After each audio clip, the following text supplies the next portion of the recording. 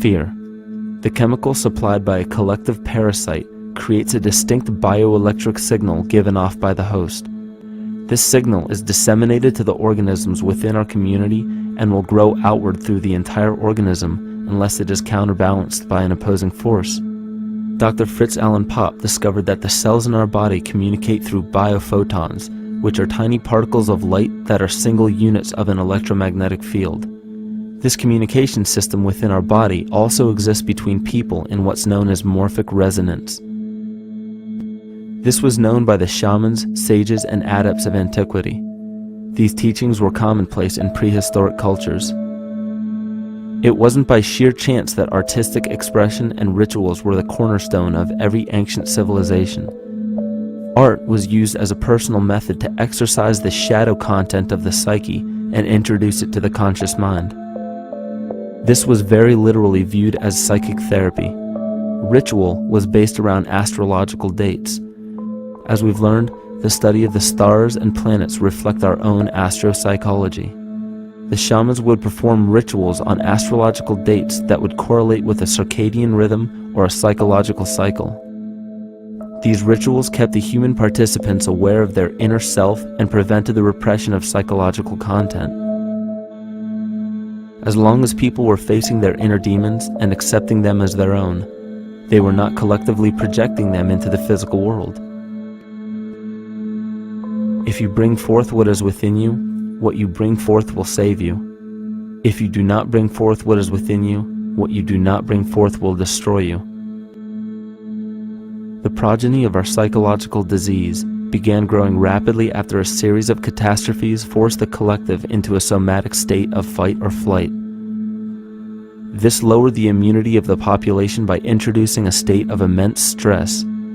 Our body becomes more susceptible to illness under stress. In this manner, humanity fell ill when entire bodies of land were swallowed up by the floodwaters. This uprooted many tribes, chiefdoms, and civilizations from their homes, and their ritual practices that were used as a conduit for psychic wellness were put on hold in order to survive the catastrophe and seek new homes. The shamans were spread to many new areas of the world. This information has been suppressed. We are made to believe that advanced civilizations such as ancient Egypt and the Mayans of Mesoamerica came about with no prior rudimentary remnants or evidence of evolving intellectual artifacts to bring them to their peak. We are meant to believe that their incredible knowledge of mathematics, astrology, agriculture, economy, polity, and architecture came out of nowhere. This leads many researchers today to the understanding that the origins of these civilizations have been suppressed. Not surprisingly, the force that has guided the suppression of this knowledge comes from the exact bloodline of the political and religious leaders stated previously. These are some of the notable book burnings and suppression of important texts in our history.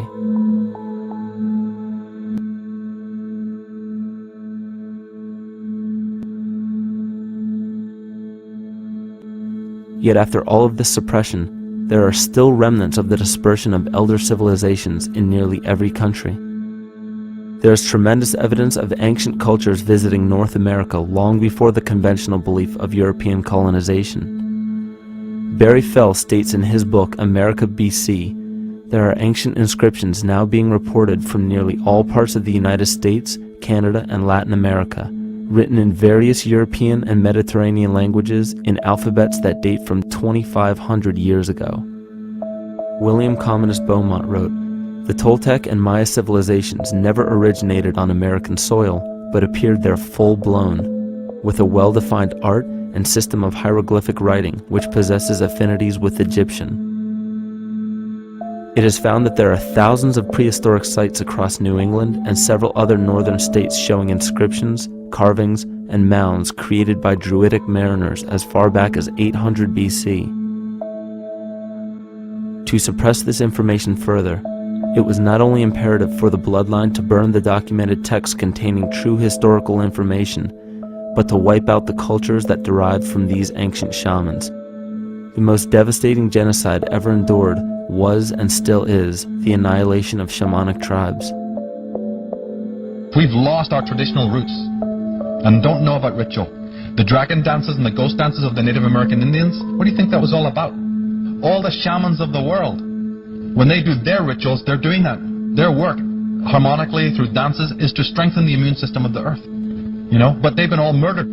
So that was why in the 17th century, exactly the same period I'm talking about, there was an all-out agenda that when you come across indigenous people, you annihilate them. Columbus was sent on his expedition along with agents of the crown to disrupt the lives of the natives and seize mineral resources. He visited every island in the Caribbean, depleting the gold and taking as many slaves of the native Taino tribe as possible. 5 million natives were murdered within 3 years, according to Leah Trabeck. Within 15 years, the Arawak tribe of 250,000 was completely wiped out. The population of the United States prior to European contact was greater than 12 million. 4 centuries later, the count was reduced by 95% to 237,000. From 1494 to 1508, over 3 million people had perished from war, slavery, and the mines. Who in future generations will believe this? I myself, writing this as a knowledgeable eyewitness, can hardly believe it. My eyes have seen these acts so foreign to human nature, and now I tremble as I write. Another agent of the false ego bloodline was Hernando Cortez, who decimated the Aztec tribe and plundered their mineral resources. This again was the case through Cortez's second cousin, Francisco Pizarro, who conquered the Incan Empire in Peru. These atrocities are seen throughout Africa, New Zealand, New Guinea, East Timor, and are still seen today in Canada. This was a deliberate attempt to bury any surviving remnants of the ancient world and our true history. It is a naive mistake, however, to categorize and blame everything and everyone involved with politics or religion for this suppression of knowledge.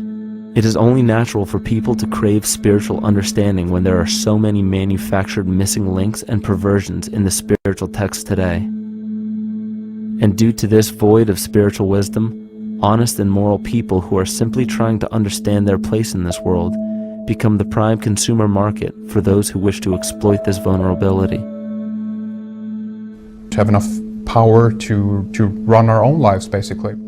If we look at the New Age movement, for instance, which is another kind of trap in all of this, where people might end up actually. They're looking for something so bad that they're taking all these things that are handed to us or to them. But it's not really based on any real understanding. It's still kind of coming from a religious type of perspective. People are genuinely seeking something new. They're genuinely seeking a new type of spirituality, or to better themselves, or to change something. But this is being hijacked, and what they actually do is that they lead you into another type of group mentality or new age religion, whatever it is, and people still are not able to kind of really break free from that and follow their own journey or their own path, which I think is very important in all of this.